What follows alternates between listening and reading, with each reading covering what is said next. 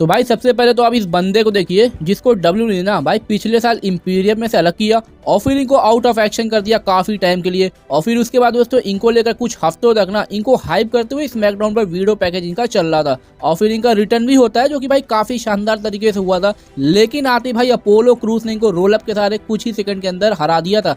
यानी एक तो भाई बंदे की हाइप बनाई गई तगड़ी वाली और फिर जब मौका मिला ना तो इनको एकदम जॉबर की तरह पेश किया गया। और अब दोस्तों कल पता ये चल रहा है कि WWE वाले ने ना इनको रिलीज भी कर दिया है। जी हाँ दोस्तों, जियोनी विंची को WWE ने रिलीज कर दिया है। भाई मुझे तो ये समझ में नहीं आ रहा है कि आखिर ट्रिपल एच करना क्या चाह रहा है भाई। जब रिलीज ही करना था तो इतना सारा नाटक करने का क्या ही मतलब। और वही सेम चीज दोस्तों वीर महान के केस में भी हुआ था। काफी टाइम तक इनको हाइप किया गया था और फिर आउट ऑफ नोवेयर इनको भी रिलीज कर दिया गया था। और अब भाई सिर्फ विंची ही रिलीज नहीं हुए बल्कि ये भाई अब ये पूरी लिस्ट देख सकते हैं। दी ऑथर्स ऑफ पेन के साथ साथ पॉल एल्रिंग है, यानी दी फाइनल टेस्टमेंट वाली फैक्शन भी हो चुकी खत्म और अब सिर्फ ना कैरियन क्रॉस ही बचे भाई मुझे तो इनका भी डर लग रहा है कि कहीं इनको भी ना रिलीज कर दिया जाए। खैर सोनिया डेविल है जो कि इसी साल रॉयल नंबर में थी भी, लेकिन इनका केस दूसरा भाई, इनके कॉन्ट्रैक्ट को WWE रिन्यू नहीं कर रही थी तो इसलिए इन्होंने अपना रिलीज खुद ही ले लिया है। ब्लेयर डेवनपोर्ट हो गई जो कि लास्ट ईयर NXT से मेन रोस्टर पर थी, कुछ खास इनका भी यूज नहीं हुआ। सेड्रिक अलेक्जेंडर ये तो बंदा 2016 से भाई WWE था और अब जाकर फाइनली WWE ने इनको लेकर भी गिव अप कर दिया है। इसलिए डाउन है और गुड ब्रदर्स यानी लुक गैलोस और कार्ल एंडरसन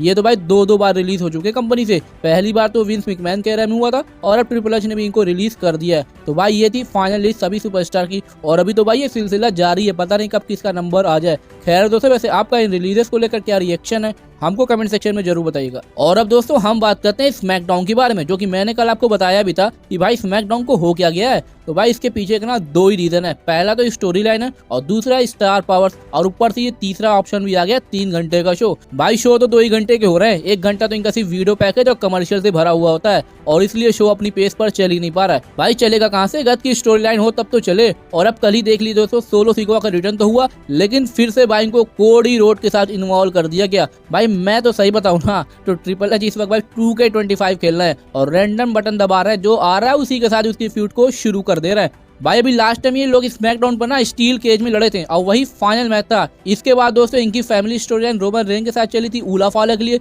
जो कि रॉ और नेटफ्लिक्स पर एंड हो गई और अब फिर से भाई कोडी रोड पर आ गए। मतलब जहां से ये सारी चीजें शुरू हुई थी ना भाई फिर से ये घूम के यहीं पर आ गई है। भाई ये क्या हो रहा है, मुझे तो सही में समझ में नहीं आ रहा कि कैसी बुकिंग है भाई यार। और अब दोस्तों फिर से कोडी वर्सेस सोलो करवाने का क्या ही मतलब है, वो तो अब भाई अब नेक्स्ट वीक ही क्लियर होगा कि क्या सोलो सिकोआ किसी मैच इनके साथ होता है या सिर्फ इन्होंने अपना रिटर्न के इम्पैक्ट को डालने के लिए ऐसा किया है। लेकिन भाई डायरेक्शन तो यही लग रहा है देखकर, और इसको लेकर भाई मैं ही नहीं बल्कि सोशल मीडिया पर भी काफी नेगेटिव रिस्पॉन्स इस चीज को मिला है। कुछ तो भाई ट्रिपल एच की बुकिंग पर भी सवाल उठा रहे हैं कि स्मैकडाउन के रोस्टर का ना सही से यूज नहीं कर पा रहे हैं कि आखिर उनके साथ करना क्या है। भाई इतना तो मैं कह सकता हूँ कि NXT के राइटर ना काफी हद तक भाई स्मैकडाउन राइटर से बेटर है और यही स्मैकडाउन भाई लास्ट ईयर नंबर 1 ए शो था। लेकिन अब तो भाई इससे बेटर ना NXT के शो हैं। ये तो भाई कल मैकेंटायर शो पे थे, वरना कल भी स्मैकडाउन डेड ही था। मतलब जो बंदा है ना उसका यूज ही नहीं हो रहा भाई। रैंडी ऑर्टन को इन्होंने अभी तक भाई कायदे से यूज ही नहीं किया। जब से इनका रिटर्न हुआ ना बंदे ने भाई अभी तक कोई भी सिंगल मैच नहीं जीता है। जी हाँ दोस्तों ये शॉकिंग जरूर है, ये सिर्फ टैग टीम मैच में जीते ना कि सिंगल मैच।